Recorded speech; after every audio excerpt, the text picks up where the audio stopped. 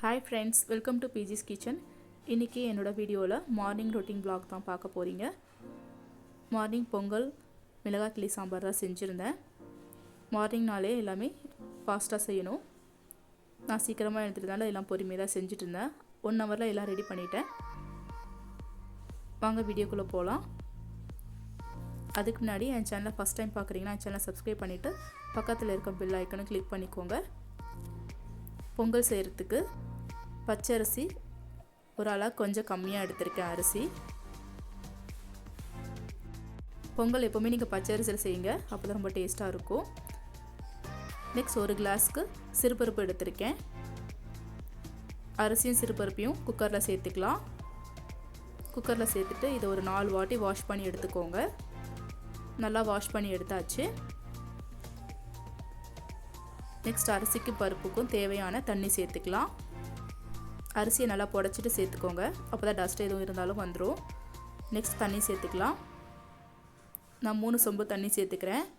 தண்ணி எப்போவுமே அதிகமாக சேர்த்துக்கணும் பொங்கலுக்கு, அப்போ தான் பொங்கல் நல்லா குழஞ்சி சாப்பிட்றதுக்கு நல்லா டேஸ்ட்டாக இருக்கும். 3 சொம்பு தண்ணி சேர்த்தாச்சு. சேர்த்துட்டதுக்கப்புறம் உடனே நல்லா மிக்ஸ் பண்ணி விட்டுக்கிறேன். நெக்ஸ்ட் பொங்கலுக்கு தேவையான உப்பு சேர்த்துக்கலாம். உப்பு உங்களுக்கு எவ்வளோ வேணுமோ அந்த அளவுக்கு சேர்த்துக்கோங்க. நான் பொங்கல் எப்பவும் செய்கிறப்போ கொஞ்சமாக மஞ்சள் சேர்த்துப்பேன். ஒரு சிட்டிகை மஞ்சள் சேர்த்துக்கோங்க. உங்களுக்கு கலரும் நல்லாயிருக்கும், பார்க்கறதுக்கும் ரொம்ப சூப்பராக இருக்கும், ஒயிட்டாக இல்லாமல். மஞ்சள் சேர்த்துட்டதுக்கப்புறம் உடனே மிக்ஸ் பண்ணி விட்டுட்டு குக்கர் மூடி போட்டு வச்சிடலாம். மீடியம் ஃப்ளேமில் வச்சுட்டு ஒரு 6 விசில் விட்டு எடுத்துக்கலாம். குடிக்கிறதுக்கு சுடு தண்ணி ரெடி பண்ணியாச்சு. ஃப்ளேம் ஆஃப் பண்ணிட்டேன். நெக்ஸ்ட்டு அதே சைடில் சாம்பார் செஞ்சிடலாம். நான் மிளகாய் கிளி சாம்பார் தான் செய்ய போகிறேன். 2 கிளாஸ் துவரம்பருப்பை சேர்த்துக்கலாம். துவரம்பருப்பை நல்லா வாஷ் பண்ணி எடுத்துக்கிட்டேன். வாஷ் பண்ணி எடுத்துக்கிட்டதுக்கப்புறம் 2 மீடியம் சைஸ் தக்காளியை நீட்டாக கட் பண்ணி வச்சுருக்கேன். 10 காஞ்ச மிளகாய் எடுத்திருக்கேன். 6 பல்லு பூண்டு எடுத்திருக்கேன். காஞ்ச மிளகாய் 2ஆக கிள்ளி சேர்த்துக்கோங்க.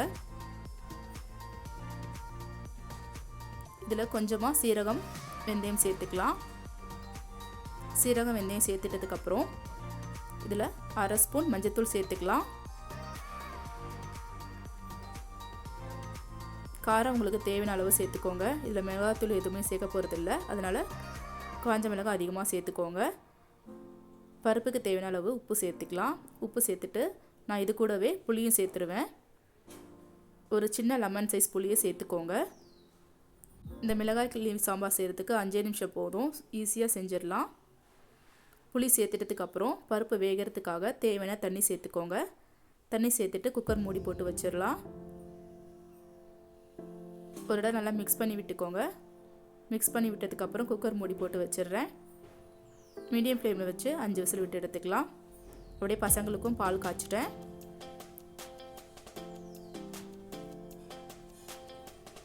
பொங்கல் விசில் வந்துருச்சு. ஃப்ளேம் ஆஃப் பண்ணிடலாம். ஃப்ளேம் ஆஃப் பண்ணியாச்சு. சாம்பாரும் ரெடி ஆகிடுச்சு. பருப்பும் விசில் வந்துருச்சு. ஃப்ளேம் ஆஃப் பண்ணிட்டேன்.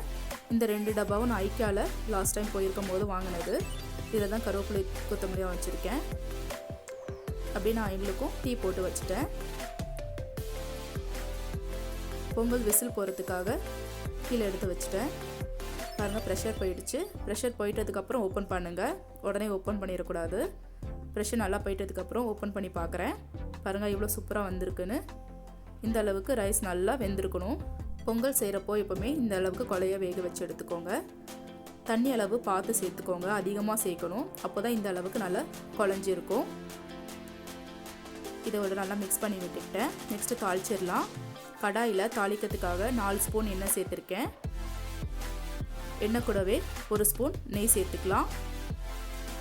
நெய் சேர்க்குறதுனால உங்களுக்கு பொங்கல் நல்லா டேஸ்ட்டாக இருக்கும். நெய் நல்லா காஞ்சிட்டதுக்கப்புறம் 1 ஸ்பூன் சீரகம், 1/2 ஸ்பூன் மிளகு சேர்த்துக்கிறேன். நான் சீரகம் மிளகும் கம்மியாக தான் சேர்த்துருக்கேன், ஏன்னா மிளகுத்தூள் 1 ஸ்பூன் சேர்த்துக்க போகிறேன். அதுக்காக மிளகுத்தூள் 1 ஸ்பூன் சேர்த்துக்கலாம். சேர்த்துட்டதுக்கப்புறம் எல்லாம் நல்லா பொரிஞ்சிட்டதுக்கப்புறம் 1 ஸ்பூன் சின்ன சின்னதாக நறுக்கி வச்சுருக்கேன் இஞ்சி துண்டு சேர்த்துக்கிறேன். இஞ்சி சேர்க்குறதுனால உங்களுக்கு பொங்கல் நல்லா மணமாக இருக்கும். இஞ்சி இந்த அளவுக்கு பொரிஞ்சிட்டதுக்கப்புறம் ஃப்ளேம் ஆஃப் பண்ணிவிட்டு கருவேப்பிலை சேர்த்துக்கோங்க. அந்த சூட்லேயே கருவேப்பிலை நல்லா பொரிஞ்சிடும். கருவேப்பிலை நல்லா பொரிஞ்சிட்டதுக்கப்புறம் தாளித்து வச்சுருக்கதை பொங்கலில் சேர்த்துக்கோங்க. பொங்கலில் சேர்த்துட்டு நல்லா மிக்ஸ் பண்ணி விட்டுக்கலாம். இந்த மாதிரி நல்லா எடுத்து விட்டுட்டு நல்லா மிக்ஸ் பண்ணிக்கோங்க. முழு மிளகு சேர்க்கறதுனால பசங்க எதுவும் சாப்பிட மாட்டாங்க. அதனால் மிளகுத்தூள் நான் கொஞ்சம் சேர்த்துருக்கேன். உங்களுக்கு மிளகுத்தூள் வேணான்னா ஸ்கிப் பண்ணிக்கோங்க. எல்லாம் சேர்த்துட்டு ஒரு நல்லா கிளறி விட்டுக்கோங்க. ஈவனாக நல்லா கிளறி விட்டுக்கணும். நல்லா கிளறி விட்டுட்டேன். பாருங்கள், சூப்பராக பொங்கல் ரெடி ஆகிடுச்சு. ஃபைனலாக ஒரு ஸ்பூன் நெய் சேர்த்துக்கலாம். நெய் லாஸ்ட்டாக சேர்க்குறதுனால இன்னும் பொங்கல் மணமாக இருக்கும், டேஸ்ட்டாகவும் இருக்கும். நெய் சேர்த்துட்டதுக்கப்புறம் ஒரு நல்லா மிக்ஸ் பண்ணி விட்டுக்கலாம். சுவையான பொங்கலும் ரெடி ஆகிடுச்சு. அடுத்து சாம்பார் ரெடி பண்ணிடலாம். குக்கர் ப்ரெஷர் போயிடுச்சு. விசில் எடுத்துட்டதுக்கப்புறம் நம்ம ஒரு நல்லா மிக்ஸ் பண்ணி விட்டுக்கலாம். ப்ரெஷர் போயிட்டதுக்கப்புறம் ஓப்பன் பண்ணுங்கள். பாருங்கள், பருப்பு நல்லா வெந்துருச்சு. இதை ஒரு 2 நிமிஷம் நல்லா இந்த மாதிரி மிக்ஸ் பண்ணி விட்டுக்கலாம். மற்ற வச்சு தான் மிக்ஸ் பண்ணணும்னு இல்லை, கரண்டி வச்சு இந்த மாதிரி நல்லா மிக்ஸ் பண்ணாலே பருப்பு நல்லா மசிஞ்சிரும். ஏன்னா பருப்பு நல்லா வெந்திருக்கிறதுனால உங்களுக்கு மசியறதுக்கு ஈஸியாக இருக்கும். கரண்டியை வச்சு நல்லா ஒரு 2 நிமிஷம் நல்லா மசிச்சு வச்சுக்கோங்க. நெக்ஸ்ட் இதை தாளிச்சிடலாம். ஈஸியான ரெசிபி தான் இது. இதில் ஒரு சொம்பு தண்ணி சேர்த்துக்கலாம். தண்ணி சேர்த்துட்டு பருப்பை நல்லா கரைச்சி எடுத்துக்கோங்க. அவ்வளோதான். நெக்ஸ்ட் இதை தாளிச்சிடலாம். இந்த சாம்பார் சேர்த்துக்கு 5 நிமிஷம் போதும். ஈஸியாக செஞ்சிடலாம். உங்களுக்கு டைமும் சேவ் ஆகும். தாளிக்கிறதுக்கு 3 ஸ்பூன் எண்ணெய் சேர்த்துருக்கேன். எண்ணெய் நல்லா காஞ்சிட்டதுக்கப்புறம் ஒரு ஸ்பூன் கடுகு சேர்த்துக்கிறேன். கடுகு நல்லா பொரியணும். இது கூட கொஞ்சமாக பெருங்காயத்தூள் சேர்த்துக்கலாம். பெருங்காயத்தூள் நல்லா பொரிஞ்சிட்டதுக்கப்புறம் ஒரு பெரிய வெங்காயத்தை நீட்டாக கட் பண்ணி வச்சுருக்கேன். பெரிய வெங்காயம், கொஞ்சம் கருவேப்பிலை சேர்த்துக்கலாம். வெங்காயம் நல்லா பொன்னிறம் வர வரைக்கும் வதக்கிக்கோங்க. இந்த சாம்பாருக்கு வெங்காயத்தை இந்த மாதிரி நீட்டாக கட் பண்ணி சேர்த்துக்கோங்க. வெங்காயம் நல்லா வதங்கிடுச்சு. இந்த ஸ்டேஜில் கரைச்சி வச்சுருக்க பருப்பை சேர்த்துக்கலாம். இதில் தனியாக மிளகாத்தூள் எதுவுமே சேர்க்கல. நம்ம காரத்துக்கு காஞ்ச மிளகாய் தான் சேர்த்துருக்கோம். பருப்பு வேக வைக்கிற போதே புளி நான் சேர்த்துட்டேன், அதனால் புளி சேர்க்கலை. தேவையான அளவு உப்பு சேர்த்துக்கலாம். உப்பு சேர்த்துட்டு ஒரு நல்லா மிக்ஸ் பண்ணி விட்டுக்கோங்க. உப்பு கரெக்டாக இருக்கான்னு செக் பண்ணி சேர்த்துட்டு ஒரு நல்லா மிக்ஸ் பண்ணி விட்டுக்கோங்க. நான் உப்பு சேர்த்துட்டு நல்லா மிக்ஸ் பண்ணி விட்டுக்கிறேன். இதை ஒரு 5 நிமிஷம் நல்லா கொதிக்க விட்டுடலாம். இந்த சாம்பார் செய்கிறதுக்கு உங்களுக்கு ரொம்ப நேரமும் ஆகாது. உங்களுக்கு டைம் ரொம்ப சேவ் ஆகும். டைம் இல்லாதப்போ இந்த சாம்பார் வச்சு ட்ரை பண்ணி பாருங்கள். சூப்பராக இருக்கும் டேஸ்ட்டு. 5 நிமிஷம் நல்லா கொதிச்சிட்டதுக்கப்புறம் லாஸ்ட்டாக கொத்தமல்லி தூவிட்டு ஃப்ளேம் ஆஃப் பண்ணிடலாம். பாருங்கள், இந்த அளவுக்கு நல்லா கொதிக்கணும். கொதிச்சிட்டதுக்கப்புறம் சின்னதாக நறுக்கி வச்சுருக்கேன் கொத்தமல்லி சேர்த்துக்கிறேன். கொத்தமல்லி சேர்த்துட்டு ஃப்ளேம் ஆஃப் பண்ணிடலாம். சுவையான மிளகாய் கிள்ளி சாம்பார் ரெடி ஆகிடுச்சு.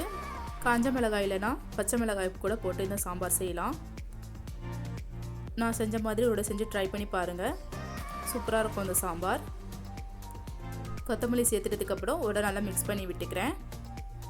பாருங்கள், சாம்பார் இவ்வளோ சூப்பராக வந்திருக்குன்னு. இந்த சாம்பார் எப்பவுமே தண்ணியாக தான் செய்யணும், ரொம்ப திக்காக செய்யக்கூடாது. இந்த அளவுக்கு தண்ணியாக செஞ்சுக்கோங்க. இன்றைக்கி மார்னிங் பிரேக்ஃபாஸ்ட்டுக்கு பொங்கல் வித் சாம்பார் தான் செஞ்சுருந்தேன். இந்த ரெசிபி செய்கிறதுக்கு ரொம்ப நேரம் ஆகாது, ரொம்ப ஈஸியாக செஞ்சிடலாம். நான் செஞ்ச மாதிரி ஒரு செஞ்சு ட்ரை பண்ணி பாருங்கள். டேஸ்ட்டு செம்மையாக இருக்கும். இந்த வீடியோ பிடிச்சிருக்குன்னு நம்புகிறேன். பசங்களும் சாப்பிட்டுட்டாங்க. பிரஜன் ஸ்கூல் கிளம்பிட்டா, அவங்க அப்பாவும் ஆஃபீஸ் கிளம்பிட்டாங்க.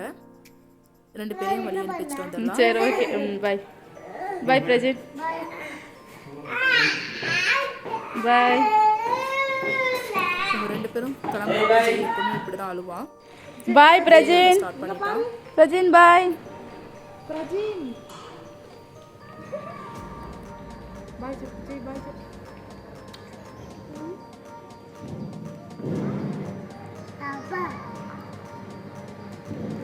இந்த வீடியோ பிடிச்சிருந்தா என் சேனலை லைக் பண்ணுங்கள், ஷேர் பண்ணுங்கள், கமெண்ட் பண்ணுங்கள். மறக்காமல் பிஜேஸ் கிச்சனுக்கு சப்போர்ட் பண்ணுங்கள். தேங்க்ஸ் ஃபார் வாட்சிங்.